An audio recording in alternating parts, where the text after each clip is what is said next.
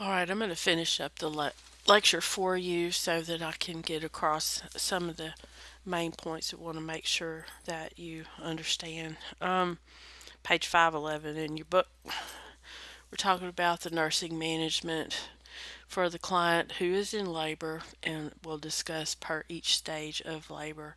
Um, for the phone assessment, if she's calling you and states that she thinks she may be in labor, it's very important that we find out what her estimated date of birth should be. Um, we're hoping we have her prenatal chart. When was the last time you felt the baby move? Other signs of labor that she may have experienced, like we talked about in class, the bloody show. Um, how many babies has she had? How many pregnancies has she had? What has been her previous childbirth experience? Um, time frame in her previous labors, how long they lasted? What are her contractions like? How far away does she live? Um, has she had a rupture of the membranes? Does she have anyone else with her, or is she all by herself? Because if she is in a pronounced labor, we may need to get an ambulance to go and get her, or we may need to find out who a support person is that she may be able to get to come pick her up. Now, once she's in the hospital, then we need to, aside from establishing when her estimated date of birth is, we need to verify her prenatal history, any kind of prenatal risk. Um, we may need to do Leopold maneuvers to figure out the positioning of the baby, the lie, and the presentation. Um, we will perform a vaginal exam if it's appropriate. Sometimes physicians want to be the first one to do those to evaluate effacement and dilation. We'll need to place her on a monitor and explain to both she and her partner or significant other what we're doing. Get a good baseline of the fetal heart rate tracings. We want to make sure we put her in a position of comfort, but in a position where we can get um, the best strip. And if she has had rupture of the membranes, we need to check the fluid for if it's clear, is it cloudy, or does it have meconium?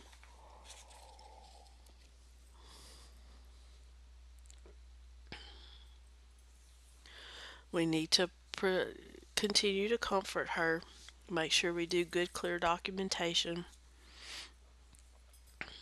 know what we're looking for if there's an abnormal fetal heart pattern, and make sure we have a good idea of her support structure and any coping she may be having.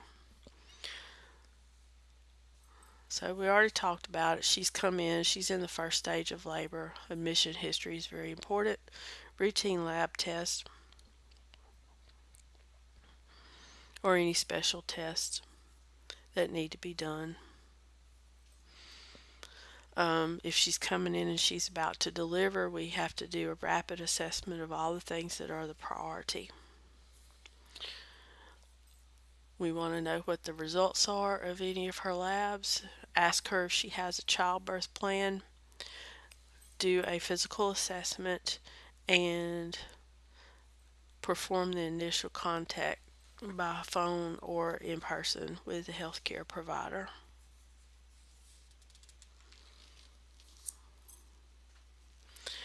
On page 513, it has some good questions that are appropriate for you to ask if someone is coming in and they have a different culture than what you're accustomed to. And it's ones who will, these questions that will help you develop that relationship for individuals who have a different culture, which would be, in this time it's very important to do a good cultural assessment so that you won't make the mother feel uncomfortable or any of her family. The admission assessment. It's inclusive of the maternal health history, um, cultural history, like I was talking to you about, and a copy of what a history would look like is on page 514. Physical assessment of all the body systems, just like you would for any other individual, except this individual, you're going to do a fundal height measurement, any type of uterine activity, including contraction frequency, how long the contractions are lasting, and the intensity.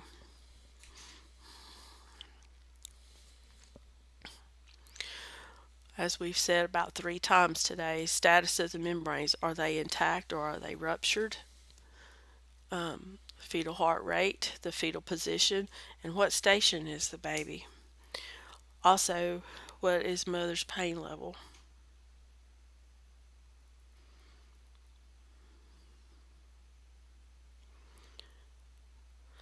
We want to do her vital signs, and we assess her vital signs after she comes in.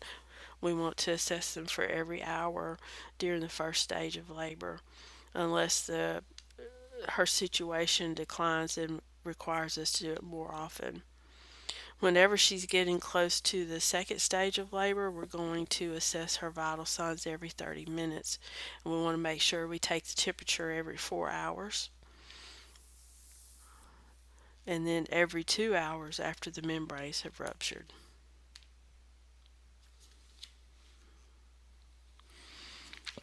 We do a vaginal exam when indicated, um, to make sure the labor is progressing as it should. The contractions are monitored and documented for every 30 to 60 minutes during the latent phase of the first stage, and then every 15 to 30 during the active, and then every 15 minutes during the transition phase just before she's completely dilated. And there's a table on page 516 that tells you all the assessment components and when they should be done and how often they should be done.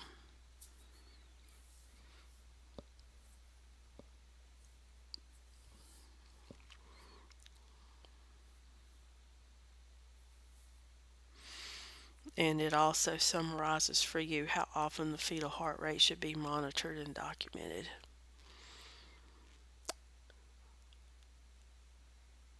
Okay, just make sure to have some good, clear baselines of what's going on. For the fetus, of course, we're going to get the fetal heart rate, determine how the fetus is doing. Lab routinely a urinalysis, a CBC. We'll get a syphilis screening, hepatitis screening, group beta strep, that's GBS, HIV, and possibly a drug screening if we don't have anything included in the prenatal history.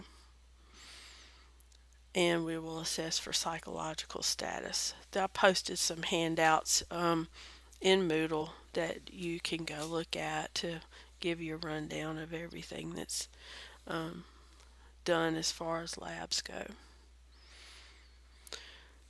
We want to definitely know what her psychological status is. On page 517, there are some positions of comfort during the first stage of labor if these positions are appropriate. Continually, we're wanting to make sure the mother knows what is going on. We've assessed what her experience is. Um, we take her vital signs when they're indicated, badge exams when indicated, monitor her contractions. What is her pain level? How is she coping? What's the fetal heart rate? And also the amniotic fluid.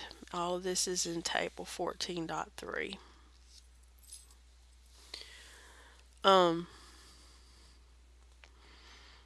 We want to make sure we're giving her ice chips as needed or requested. Encourage her partner to participate. Keep them up to date what's going on. Comfort measures are important. We talked about these earlier as well. Back rubs, ambulation, showers, leaning over a birth ball, laying on her side, counter pressure on the lower back. You could use heat or cold, whichever she's comfortable with. All of these things are on start at page 516 and continue on with 517. In the second stage, this is whenever she is fully dilated, completely effaced.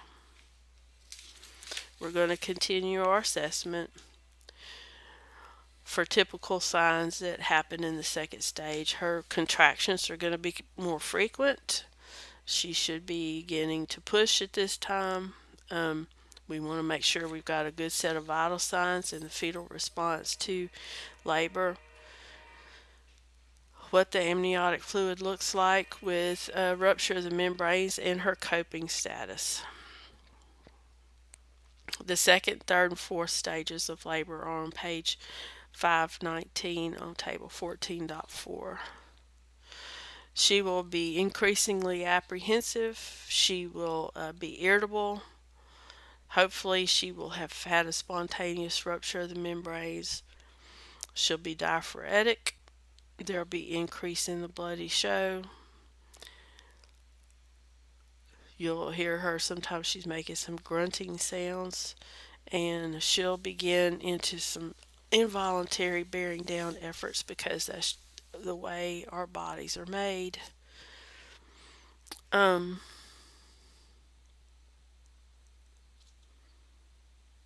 We should be helping her and empowering her to have the smoothest labor and birth as possible.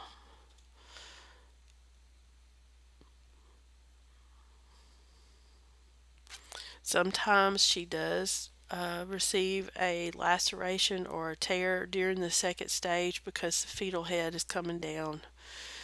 And the extent of the laceration is often defined by how deep it is.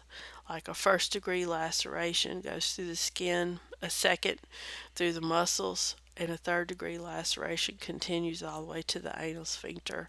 A fourth degree also involves the rectal wall. Special attention, we need to pay really close attention if she ends up tearing a third or fourth degree laceration, because sometimes this will cause her to be incontinent, and so there's a risk of infection.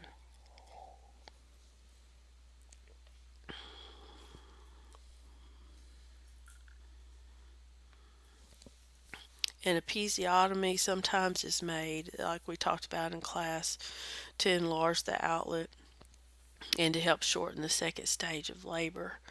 But there are alternative measures like warm compresses, massage with oil to the area to get the until the baby begins crowning, to help stretch the perineal area, to help prevent having to cut an episiotomy.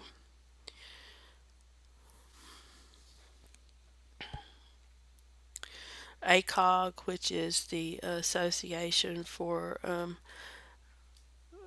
Gynecology, it warns against using episiotomies routinely anymore. Midline is the most common because it's easily repaired and it has least amount of pain. Medial lateral are not easy to repair, nor are they easy for mother's tissue to grow back.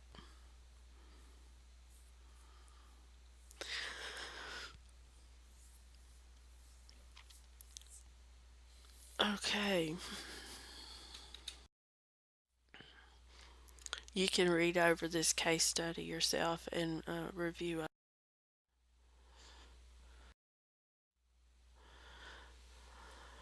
As we said, we're going to support the woman and her partner, especially while they're in active decision making, because all her efforts are going to be in pushing at this time. We want to support her bearing down efforts and encourage her not to push until she has a strong desire or feels the descent of the baby. And we want the rotation of the fetal head to be well advanced. We want to give her instructions, assistance, and pain relief. And we want to use the maternal positions to enhance descent and reduce pain. And we may need to prepared to assist with the delivery because we'll have to have a nurse there, the physician will have to be there. An ideal position during the second stage of labor is one that's anatomically correct, opening the pelvic outlet as wide as possible so that there's a smooth passageway for a fetus to descend through the birth canal. Taking advantage of gravity to help the fetus to come on down like it should and gives the mom a sense of being safe and in control. This could be done with her feet up in the stirrups, which is the most convenient for caregivers.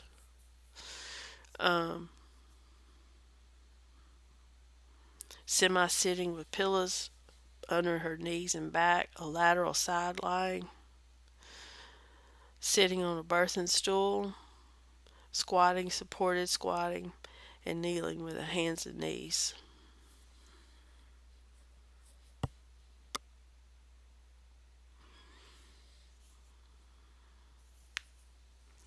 We want to encourage her to push only whenever she feels the urge to push, and we want to delay pushing. We want to hold up after complete dilation for at least about 90 minutes to give the baby time to labor down. She needs to use her abdominal muscles when she's bearing down and just short pushes for 6 to 7 seconds. If she can visualize, sometimes we could put a mirror at that area. If she can visualize the perineal area in the newborn's head, sometimes it's easier for her to focus on that area to have more effective pushing. We want her to relax and conserve her energy between contractions and to push several times with each contraction. We've got to monitor the fetus during this time as well and make sure everything is going well and continuing to assess our vital signs. We need to do immediate care of the newborn, and this is taking the APGAR score. There's a very good ATI section on APGAR scoring. We immediately dry and then conduct the APGAR score and put ID bands on the baby. We assess the APGAR score at 1 minute and at 5 minutes, assessing the 5 parameters of heart rate, respiratory effort, muscle relaxation or muscle tone, and response to irritating stimuli. And number 5 is color. We want to make sure the warmer is on and we have the baby on warm blankets, and we dry the baby with warm towels. And this is so that we can maintain stability and maintain a thermoneutral environment.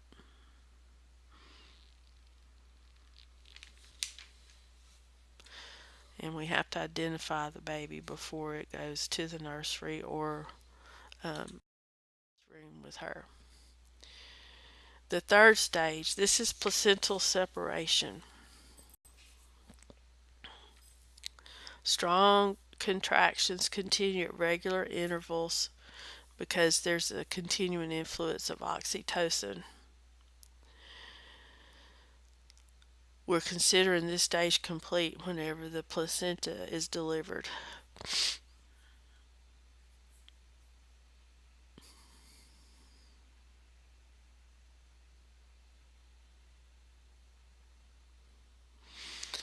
The assessment is the placenta and the fetal membrane exam.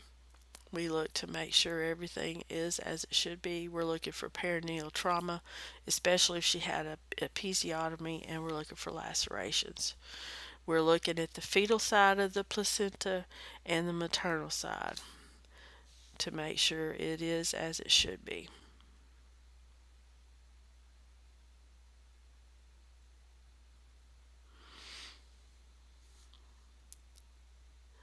We want to have a firmly contracting uterus. We want the uterus to change from a discoid to a globular ovoid. A sudden gush of dark blood from the vagina. Lengthening of the umbilical cord coming from the vagina. We want to look at the placenta to make sure it's intact. Assess the parent for perineal trauma following before we let our birth attendant leave because she could develop a hematoma. We want to have a firm fundus with bright red blood. We look for lacerations. We assess for a boggy fundus with bright red blood. And we assess for uterine atony. If we have a boggy fundus and the blood is dark blood, then it's possible there are some retained placenta fragments.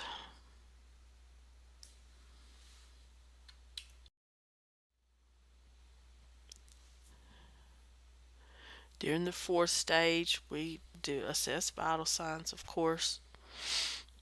Make sure the perineal area is clean and dry. Monitoring what her lochia is. It should be rubra at this point. And what's her bladder status.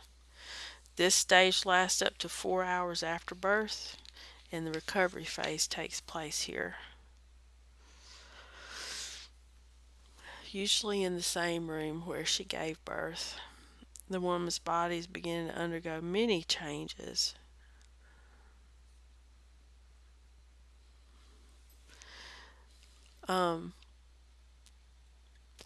We want to give her support. We want to continue to do fundal checks. Immediately after birth, it will be her fundus, top of fundus will be at the umbilicus.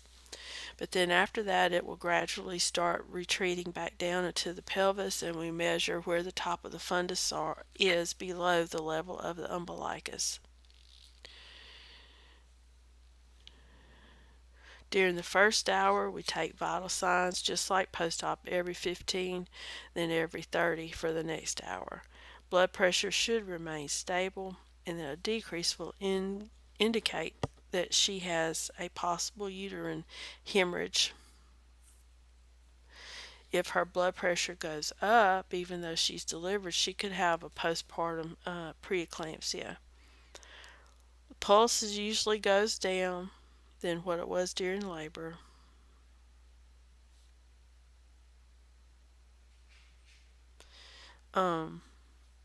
We want to check and make sure her bladder is okay, and make sure we keep check of her fever.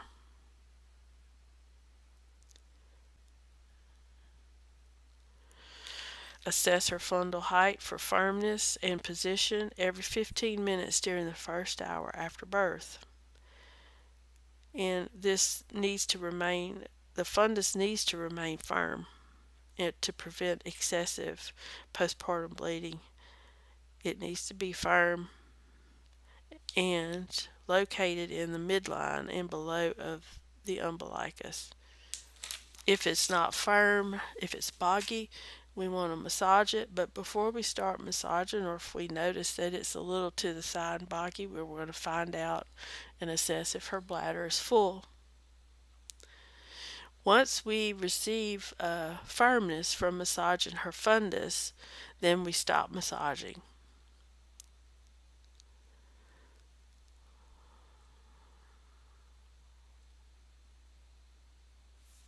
Okay.